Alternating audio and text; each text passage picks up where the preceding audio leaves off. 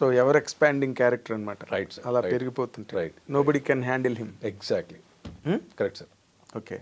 So ఆయన అంత handle చేయలేని డైమెన్షన్లో ఆయన ఇరగొట్టేస్తుంటే అసలు అవతల వాడి సో కాల్డ్ ఆయన తాలూకా శత్రువులు అందరూ ఆర్టిస్టులు అవన్నీ బాగా సెట్ అయ్యారా మీకు?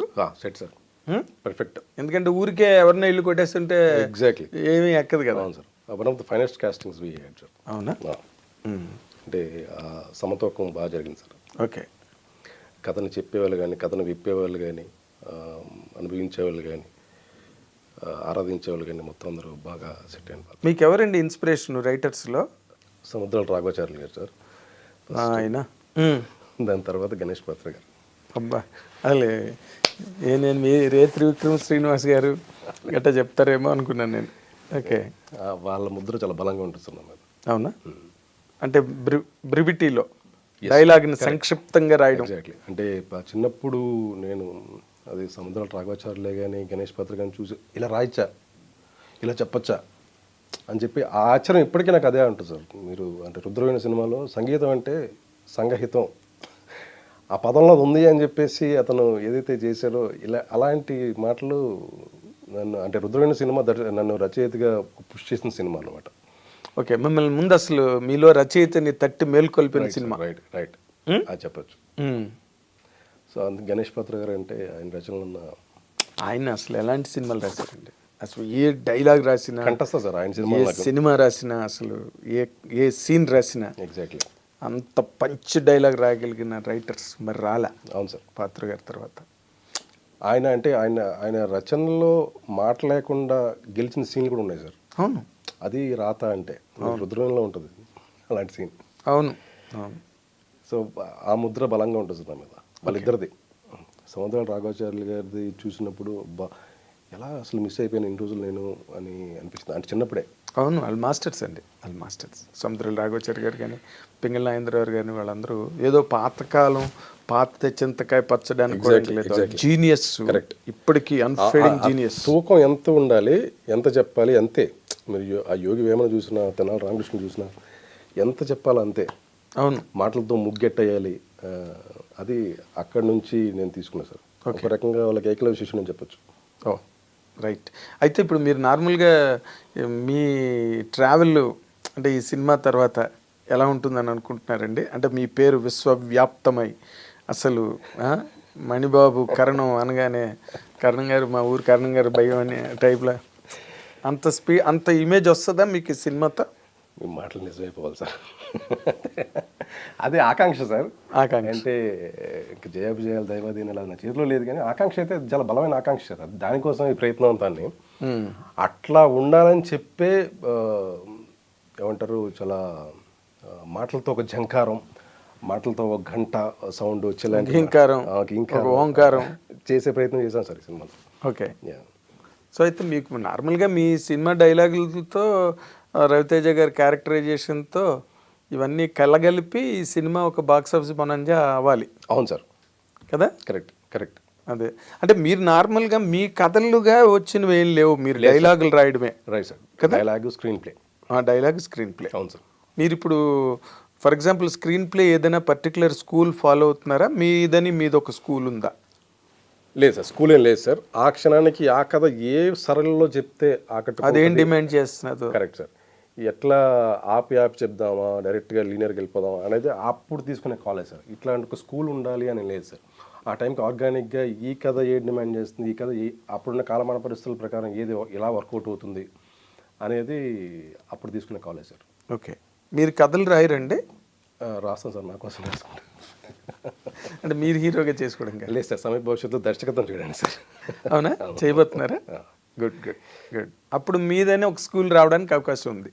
Maybe sir, maybe.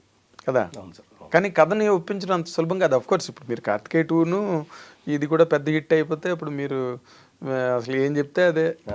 ఇంకేం అప్పుడు కంఠానికి కొద్ది బలం వస్తుంది సార్. ఎస్, బలమే కాదు అన్నీ వస్తాయి అప్పుడు. మీరు అన్న ఘింకారం ఓంకారం అన్నీ. అవును సార్. మీ సక్సెస్ నమ్ముతారు కదా ఇండస్ట్రీ. Exactly sir. లేకపోతే కొత్త కూరలు వెళ్ళి చెప్తే అఫ్ కోర్స్ చాలా మంది వస్తున్నారు అనుకోండి, పరిశ్రమలో అర్థమయ్యే భాష కానీ ప్రొడక్షన్ ఆఫీసులో ఏం జరుగుతున్నదంటే కొత్త కుర్రాళ్ళకి వాళ్ళు ఒక టీం అని పెట్టడం, ఆ టీంకి అప్పచెప్పడం, వాళ్ళని ఫుట్బాల్ ఆడుకోవడం, వాళ్ళకి టైం ఉండదు కథ వినడానికి, అలా చేస్తున్నాయి. ఇప్పుడు మీకు అలా కాదులేండి. ఇప్పుడు మీకంటూ ఒక దాన్ని ఏమంటారు, క్రెడిట్ కార్డు, ఐసిఐసి బ్యాంక్ పెద్ద క్రెడిట్ కార్డు ఒకటి వస్తుంది మీకు, విజిటింగ్ కార్డ్స్, పెద్ద విజిటింగ్ కార్డ్స్, గోల్డ్ కార్డ్స్. అంటే మీ కళ మీద మీకు ఇప్పుడు నేను నా విభాగం గురించి నేను మాట్లాడితే, అలాగే వేరే విభాగాలు వాళ్ళ పట్ల వాళ్ళకి అవగాహన కానీ పట్టు కానీ గట్టిగా ఉంటే మీరన్నట్టు జరగకపోవచ్చేమో. అంటే వాళ్ళు అక్కడ నియమాలను శాసించవచ్చేమో. అదేలే. అంటే రచయితకి ఎప్పుడైనా గొల్లపూడి మారుతారో మాట చెప్పాళ్ళండి. అంటే నాకు ఇష్టమైన వ్యాఖ్యాతుల్లో మొదటి స్థానంలో ఉండే వ్యాఖ్యాత సార్ ఆయన. అంటే పేరు వినగానే నేను ఆయన ఎక్కడో జీవన కాలంలో ఒకసారి రాశారు ఏంటి, ఏమీ రాయడం రాని వాడికి రాసి ఒప్పించడం రచయిత బాధ్యత అని.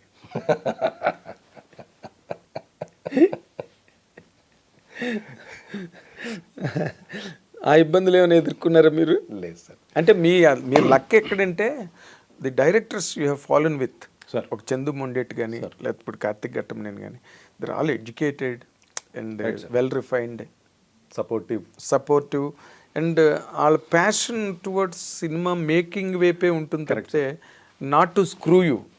ఎగ్జాక్ట్లీ. పక్కన కూర్చున్న వాడిని స్క్రూ చేద్దాం అన్న ప్యాషన్ ఉన్న వాళ్ళు కొంతమంది ఉంటారు. అవును sir. But you're lucky enough to have that kind of directors. Correct sir.